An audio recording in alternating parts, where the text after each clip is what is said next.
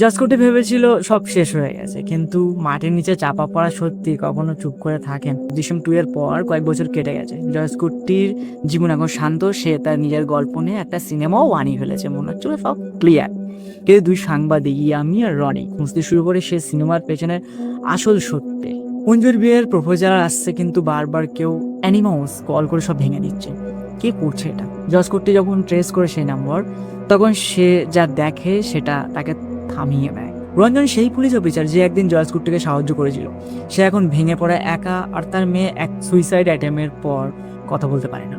আর তখনই প্ল্যান্টেশনের একটা গর্ত, রাতের অন্ধকারে কেউ মাটি খুঁড়েছে, আবার ভরাটও করেছে।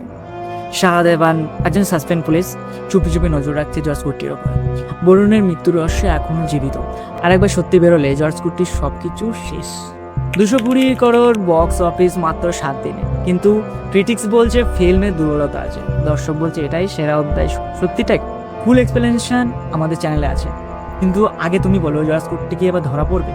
কমেন্ট করো। দৃশ্যম 3 ফুল এক্সপ্লেনেশন রিভিউ দেখতে চ্যানেলে এক্ষুনি যাও, লাইক দাও, সাবস্ক্রাইব করে বেল আইকন চালু রাখো।